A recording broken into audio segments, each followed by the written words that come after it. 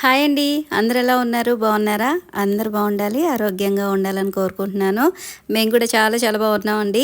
Welcome back to Bhavani Das vlogs. మన channel ఎవరైనా first time చూస్తున్నట్లయితే తప్పకుండా ఛానల్ని సబ్స్క్రైబ్ చేసుకోండి. అలాగే ఈ వ్లాగ్ మీకు నచ్చినట్లయితే లైక్ చేయండి, షేర్ చేయండి, కామెంట్ చేయండి. ముందుగా అందరికీ హ్యాపీ సండే. హ్యాపీ సండే అని చెప్పి ఇదేంటి దొండకాయ ఫ్రై చేస్తున్నారు అని చెప్పి అనుకుంటున్నారా? ఇది వచ్చేసి ఒక 2 డేస్ బ్యాక్ వీడియో అండి. ఒక 2 డేస్కి సంబంధించిన వ్లాగ్ అయితే పోస్ట్ చేస్తున్నానండి. సో ఇది వచ్చేసి నేను దొండకాయ ఫ్రై అయితే చేస్తున్నాను. కొంచెం ఆయిల్ తక్కువగా వేసేసి నాన్ స్టిక్ ప్యాన్లో అయితే చేస్తున్నానండి. నార్మల్గా అయితే దీనికి అంటే దొండకాయ ఫ్రైకి కొంచెం ఆయిల్ ఎక్కువే పడుతుంది కదా, సో అందుకని చెప్పి నేను నాన్ స్టిక్లో అయితే చేస్తున్నాను. నాన్ స్టిక్ అనుకోండి, అది ఆయిల్ తక్కువ పడుతుంది, ప్లస్ అడుగంటకుండా ఉంటుంది కదా, సో అందుకని. సో ఇక్కడైతే నేను కొద్దిగా డ్రైగా దొండకాయ ఫ్రై అయితే చేశాను. లైట్గా ఉప్పు కారం కూడా వేసేసాను. సో ఫ్రై అయితే అయిపోయింది. ఈరోజైతే ఇది ఒక్కటే చేశానండి. అంటే ఇవి ఒక్కటే ఉన్నాయన్నమాట, వేరే వెజిటేబుల్స్ ఏవీ లేవు. సో ఫ్రై చేశాను. ఇక మధ్యాహ్నం మా వారు వచ్చేటప్పుడు సాంబార్ తీసుకొచ్చారనమాట బయట నుంచి.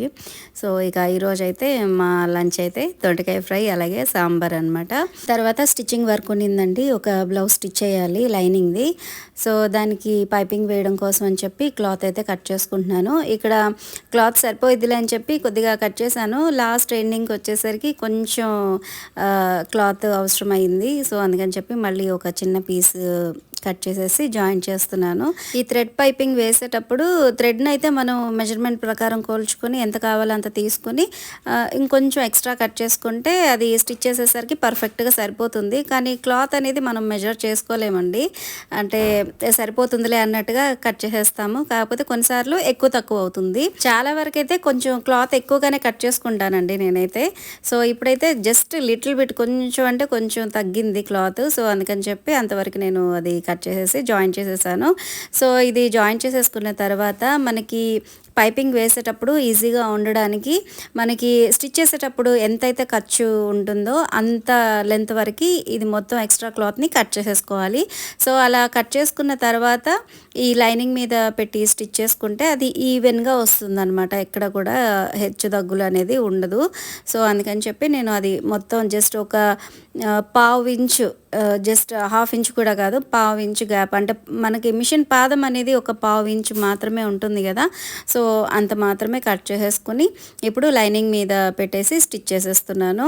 సో ఇది పైపింగ్ మనకి వేసుకునేటప్పుడు ఈ ప్రాసెస్ ఒక్కటే కొంచెం లేట్ అవుతుంది అనమాట. అంటే ఈ థ్రెడ్, ఈ క్లాత్ కట్ చేసుకోవడం, అది మళ్ళీ థ్రెడ్ పెట్టేసి స్టిచ్ చేసుకున్న తర్వాత ఈ కట్ చేసుకోవడం, ఇది మాత్రమే కొంచెం ప్రాసెస్ అనిపిస్తుంది. తర్వాత ఈ లైనింగ్ మీద పెట్టేసి మనం ఈజీగా స్టిచ్ చేసేసుకోవచ్చు. సో కొంచెం పెద్ద బ్లౌజెస్ అయితేనే ఈ బ్లౌజులు స్టిచ్ చేయడం అనేది లేట్ అవుతుందండి. చిన్న బ్లౌజెస్ అయితే కొంచెం ఫాస్ట్గా స్టిచ్ చేయొచ్చు.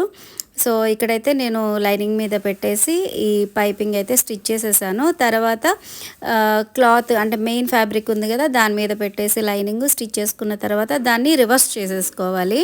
ఇలా రివర్స్ చేసుకున్న తర్వాత కరెక్ట్గా ఎక్కడ కూడా ఫోల్డింగ్స్ అనేవి లేకుండా నెక్కి అయితే చుట్టూతో కూడా ఒక స్టిచ్ అయితే కంపల్సరీ వేయాలండి. అలా వేస్తేనే అది చక్కగా కనిపిస్తుంది అనమాట. పైపింగ్ మనం ఏదైతే వేస్తామో ఆ క్లాత్ అనేది చక్కగా నీట్గా కనిపిస్తుంది.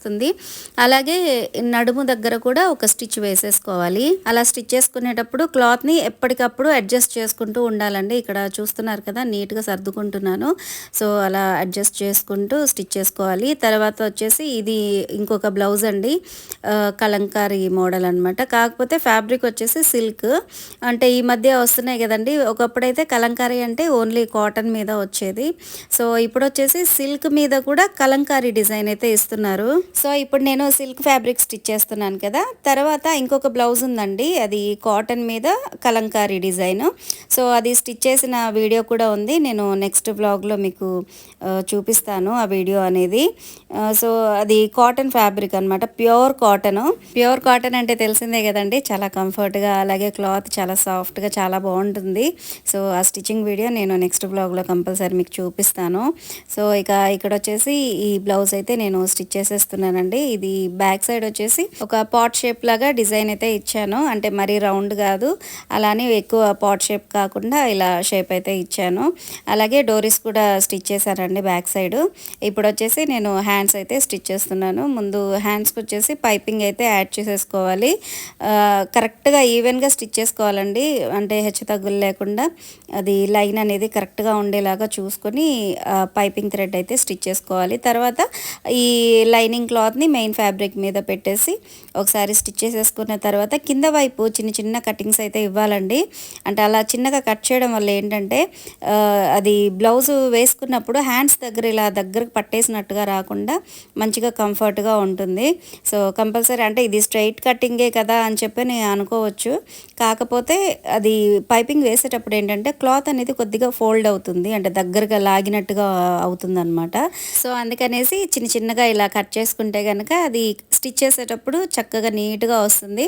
సో ఈసారి మీరు స్టిచ్ చేసేటప్పుడు ఒకసారి ఇలా ట్రై చేసి చూడండి, ఆ డిఫరెన్స్ అనేది మీకు తెలుస్తుంది. సో ఇక్కడ ఫైనల్గా బ్లౌజ్ అయితే రెడీ అయిపోయిందండి. చూసారు కదా, వెనక వైపు ఇలా నెక్ అయితే ఇచ్చేసాను, అలాగే ఇన్విజిబుల్ పైపింగ్. సో ఇది చూసారు కదా, బ్లౌజ్లో ఎక్కడ ఎటువంటి డిజైన్ లేకపోయినా సరే అలా సింపుల్గా ఒక చిన్న డిజైన్ పెట్టేసి ఇన్విజిబుల్ పైపింగ్ ఇచ్చి సింపుల్గా థ్రెడ్స్ ఇచ్చేస్తే అసలు చాలా డీసెంట్గా చాలా నీట్గా ఉంటుంది. అలాగే ఫ్రంట్ సైడ్ వచ్చేసి ఇట్లా డైమండ్ షేప్ అయితే పెట్టమన్నారు. సో డైమండ్ షేప్ అయితే ఇచ్చేసాను. అలాగే హ్యాండ్స్ వచ్చేసి ఎల్బో వరకు స్టిచ్ చేయమన్నారు అనమాట. సో అవి మొత్తం స్టిచ్ చేసేసాను. అలాగే బ్యాక్ సైడ్ కూడా పైపింగ్ అయితే ఇచ్చేసాను. ఇక నైట్ డిన్నర్కి ఇక్కడ దోశ అయితే వేసేస్తున్నానండి. నాకైతే ఫుల్ అంటే ఫుల్ ఆకలేస్తుంది. మా వారేమో ఆఫీస్ నుంచి వచ్చారు, టీవీ చూస్తున్నారు. మా అబ్బాయి ఏమో ఆకలేయట్లేదు అని చెప్పని అంటున్నాడు అనమాట. సో వాళ్ళని పిలిచి ఎన్నిసార్లు పిలిచినా కూడా రావట్లేదు. సరే ఇంకా నాకు ఆకలి వేసేస్తుంది, నేను తినేస్తానని చెప్పి వాళ్ళకి దోశలు వేసేసి ఒక పక్కన ప్లేట్లో పెట్టేసుకుని నేను అలా నిల్చునే తినేసానండి. నాకు అంత ఆకలి వేస్తుంది అనమాట. సో వీళ్ళ కోసం వెయిట్ చేస్తే సరే ఇంతసేపు ఉంది కదా కలిసి తిందాం అన్నట్టుగా కూడా ఉండదు. ఇంకా వాళ్ళ పనుల్లో వాళ్ళు ఉంటారనమాట బిజీగా. మా వారు టీవీ చూడడం స్టార్ట్ చేశారంటే అది ఫినిష్ అయ్యేదాకా రారు. మా అబ్బాయికి ఫోన్ దొరికిందంటే ఇంకా ఫోన్లోనే ఉంటాడు. ఏమన్నా అంటేనేమో మార్నింగ్ నుంచి స్కూల్లోనే ఉన్నాను, కాసేపు అన్న ఫోన్ ఇవ్వండి అని చెప్పి అదొక ఆర్గ్యుమెంట్ అనమాట. సో సరేలే అని చెప్పి ఇంకా వాళ్ళని వదిలేసి ఇంకా నేనైతే ఇక్కడ దోశలు వేసేసుకొని తినేసాను. అలాగే వాళ్ళకు కూడా దోశలు వేసేసి పక్కన పెట్టేశానండి. తర్వాత నాకు ఇంకా క్లీనింగ్ సెక్షన్ ఉంటుంది కదా, సో అదంతా కూడా కంప్లీట్ చేసేసుకుందాం అని చెప్పి ఇప్పుడు స్టార్ట్ చేసేసాను. సో ఇక్కడ చూడండి, ఇది మొత్తం ఫాస్ట్ ఫార్వర్డ్లో పెట్టాను అనమాట. ఫాస్ట్గా తోమేస్తూ ఉన్నాను. నిజంగా ఎంత ఫాస్ట్గా తోమేస్తే ఒక 2 minutesలో ఎన్ని గిన్నెలైనా తోమేయొచ్చేమో. ఈ గిన్నెల పని మాత్రం వీలైనంత వరకు నైట్ కంప్లీట్ చేస్తేనే మనకి పొద్దున్నే ప్రశాంతంగా ఉంటుందండి. అంటే మిగతా పనులు అవి చేసుకోవడానికి మంచిగా కంఫర్ట్గా అనిపిస్తుంది. సో నేనైతే చాలా వరకు అలా ట్రై చేస్తాను, కానీ కొన్నిసార్లు అయితే అసలు కుదరదు. అంటే స్టిచ్చింగ్ వర్క్ అవి ఉంటాయి కదండి. సో అవి కంప్లీట్ అయిన తర్వాత అవి హెమ్మింగ్ అవన్నీ చేసేసుకొని తర్వాత ఫుడ్ అవన్నీ ప్రిపేర్ చేసి తినేసరికి అదే అలసిపోయినట్టు అనిపిస్తుంది. సో ఇంకా అప్పుడైతే నేను క్లీనింగ్ అయితే చేయను, ఇక మార్నింగ్ చేయడమే. సో వీలైనంత వరకు నైట్ చేస్తేనే మంచిగా ప్రశాంతంగా అనిపిస్తుంది, పొద్దున కల్లా నీట్గా అనిపిస్తుంది. సో ఇక్కడ ఈ క్లీనింగ్ సెక్షన్ అయితే కంప్లీట్ అయిపోయిందండి. మొత్తం ఈ గిన్నెలన్నీ కూడా తోమేశాను. సో నాకెందుకో తెలియదండి, గిన్నెలు చాలా పడతాయి. అసలు మేము ఉండేది ముగ్గురమే, కానీ గిన్నెలు ఎందుకో మరి అన్ని పడుతూ ఉండాయి అన్నమాట. చాలామంది ఏమంటారంటే అప్పటికప్పుడు అంటే ఎప్పటి గిన్నెలు అప్పుడే క్లీన్ చేసేసుకుంటే బాగుంటుంది కదా అని చెప్పని అంటూ ఉంటారు. కానీ ఏమో తిన్న వెంటనే ఒక గిన్నె 2 గిన్నెలు అలా కడగాలంటే నాకేం అంత ఇంట్రెస్ట్ అనిపించదు. తినిన తర్వాత ప్లేట్ అక్కడ పెట్టేసేసి ప్రశాంతంగా కాసేపు కూర్చుంటే బాగా అనిపిస్తుంది. తిన్న వెంటనే క్లీనింగ్ సెక్షన్ అవన్నీ పెట్టుకోవడం అంటే నాకు అంతగా కంఫర్ట్ అనిపించదు. ఇక ఇది వచ్చేసి నెక్స్ట్ డే అండి. మా అబ్బాయికి లంచ్ బాక్స్ కోసం అని చెప్పి పప్పు మెంతికూర అయితే ప్రిపేర్ చేస్తున్నాను.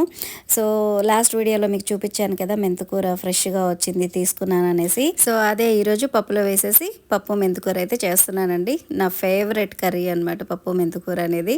సో చాలా చాలా టేస్టీగా ఉంటుంది, అలాగే హెల్త్కి కూడా చాలా మంచిది కదా మెంతికూర అనేది. సో వీక్లీ వన్స్ అయినా సరే నేను పప్పు మెంతికూర చేయడానికి అయితే ట్రై చేస్తానండి. సో ఈ మధ్య అయితే ఆకుకూరలు అయితే చాలా ఎక్కువగా తింటున్నాము. ఒక 2 daysకి ఒకసారి అయినా సరే ఏదో ఒక ఆకుకూర అయితే నేను కంపల్సరీ ఇంట్లో ప్రిపేర్ చేస్తున్నాను. సో ఇక్కడ చూడండి, అది తీసుకున్న వెంటనే నేను నీట్గా వేర్లు వరకు కట్ చేసేసి కవర్లో పెట్టేశాను అనమాట. అంటే వేర్లు ఉంటే ఏంటంటే తొందరగా పాడైపోతుంది కదా, సో అందుకని చెప్పి వేర్ల వరకు నీట్గా కట్ చేసేసి అలా పెట్టేశాను. దీన్ని మరీ చిన్న చిన్న ముక్కలుగా అయితే చేయాల్సిన అవసరం లేదండి. మామూలుగా ఆకుకూరలు కట్ చేసినట్టు అయితే చేయక్కర్లేదు. జస్ట్ ఆ వేర్ల వరకు తీసేస్తే సరిపోతుంది. దాని తగ్గట్టు ఆ వేర్ల దగ్గర ఎక్కువ ఇసుక ఉంటుంది కాబట్టి ముందు అది రిమూవ్ చేసేసుకోవాలి. సో అది తీసేసుకున్న తర్వాత కవర్లో పెట్టేసి ఫ్రిడ్జ్లో పెట్టేస్తే మనకి 1 వీక్ పైన ఫ్రెష్గా ఉంటుందండి. సో ఇక్కడ క్వాంటిటీ కొద్దిగా ఎక్కువే ఉండడం వల్ల నేనేంటంటే జస్ట్ ఒక పావు వంతు నేను పక్కన పెట్టేశాను అనమాట. మరీ ఎక్కువగా వేసేసినా కూడా పప్పు అనేది కొంచెం చేదుగా అయిపోతుంది. సో మనం పప్పు ఎంత వేసుకున్నామో అనే దాన్ని బట్టి క్వాంటిటీ మనం ఆకుకూర అనేది కూడా వేసుకుంటేనే బాగుంటుంది. మరీ ఓవర్గా వేసుకున్నా బాగోదు. ఒకవేళ అది పాలకూర, చుక్కకూర, బచ్చల కూర ఏదన్నా అయితే కొంచెం ఎక్కువ వేసుకున్నా పర్వాలేదు. కానీ ఇది మెంతికూర కదా, సో చేదు వచ్చేస్తుంది పప్పు అనేది. సో ఇక పప్పు మెంతికూరకి మొత్తం ప్రిపరేషన్ అంతా చేసేసి కుక్కర్ అయితే పక్కన పెట్టేశాను. ఇక ఇక్కడ వచ్చేసి బ్రేక్ఫాస్ట్కి చట్నీ అయితే ప్రిపేర్ చేస్తున్నానండి. నేను ఆల్రెడీ పల్లీలు వేయించి పక్కన పెట్టేశాను లాస్ట్ టైము. సో ఇక కొంచెం ఆయిల్ వేసేసి పచ్చిమిర్చి వేగిన తర్వాత ఆ వేగిన పల్లీలు ఉన్నాయి కదా, అంటే వేయించుకున్న పల్లీలు ఉన్నాయి కదా, సో అవి అందులో వేసేసి ప్లేట్లో తీసుకొని పక్కన పెట్టేసాను అనమాట. చల్లారిన తర్వాత మిక్సీ పట్టేస్తాను. ఇక ఇక్కడ వచ్చేసి చూడండి, నేను ఇందాక మెంతికూరని వాటర్లో వేసేసి సాల్ట్ వేసి పక్కన పెట్టాను కదా, సో చూడండి ఎంత ఇసుక వచ్చిందో. ఎప్పుడైనా సరే అండి, అంటే ఆల్మోస్ట్ అందరికీ తెలుసు, కాకపోతే ఎవరికైనా తెలీదు అంటే వాళ్ళకి చెప్తున్నాను. సో ఎప్పుడైనా సరే ఆకుకూరలు క్లీన్ చేసుకునేటప్పుడు వాటర్లో వేసి కొద్దిగా సాల్ట్ వేసి 10 నిమిషాలు అలా వాటర్లో ఉంచేసి తర్వాత నీట్గా ఇక్కడ నేను చూపిస్తున్నాను కదా, జస్ట్ అలా కదిలిచ్చినట్టుగా, అంటే ఆకుల్లో ఎక్కడన్నా ఇసుక అనేది ఉంటే అది మొత్తం కిందకి వాటర్లోకి వెళ్ళిపోయేలాగా ఇలా కదిలిచ్చినట్టుగా క్లీన్ చేసేసుకొని తర్వాత ఒక ప్లేట్లోకి తీసుకోవాలి.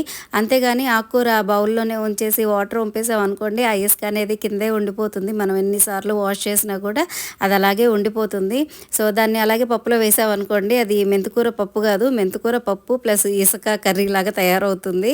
సో అందుకని చెప్పి ఆకుకూరలు క్లీన్ చేసేటప్పుడు ఎప్పుడైనా సరే ఆ వాటర్లోంచి ఆకులు తీసి ఒక ప్లేట్లో పెట్టుకోవాలి. అంతేగాని మనం అది వాటర్ అనేది వంపకూడదు. వంట పని అంతా కంప్లీట్ అయిపోయిందండి. సో ఇప్పుడైతే నేను ఫ్రెష్ అయిపోయాను. సో ఈరోజు వచ్చేసి ఫాస్టింగ్ ప్రేయర్ ఉందండి. సో అంటే ఆన్లైన్లో లైవ్ వస్తుంది. సో అందుకని చెప్పి పని అంతా కంప్లీట్ చేసేసుకొని నేనైతే ఇక్కడ రెడీ అయిపోయాను. కంటిన్యూగా 3 డేస్ అయితే ఫాస్టింగ్ ప్రేయర్స్ అయితే ఉన్నాయండి. సో ఇప్పుడైతే నేను కాసేపు ప్రేయర్లో ఉండేసి ప్రేయర్ అయిపోయిన తర్వాత స్టిచ్చింగ్ వర్క్ ఉంది. సో స్టిచ్చింగ్ వర్క్ కూడా చేసుకోవాలి.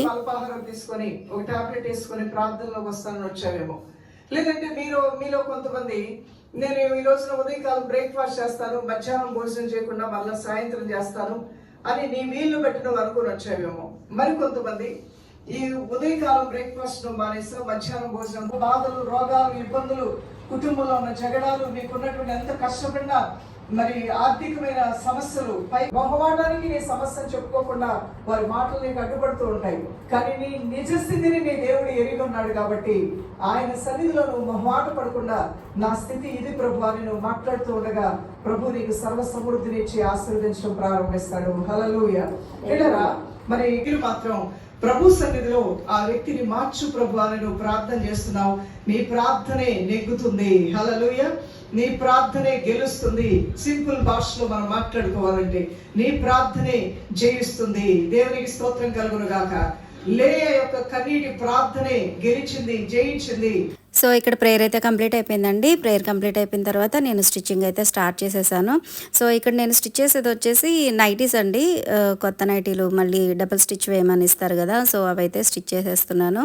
సో యాక్చువల్గా బ్లౌజెస్ ఉన్నాయి. సో బ్లౌజ్ స్టార్ట్ చేసాం అనుకోండి ఒక 2 గంటలు పడుతుంది అది కంప్లీట్ అయ్యేసరికి. సో ఇప్పుడు ఈ నైటీలు అవి కుట్టామనుకోండి ఒక 6 గంటలు ఫినిష్ అయిపోతాయి కదా. సో ఇవి ఇచ్చి కూడా చాలా రోజులైంది, మా ఫ్రెండ్వే.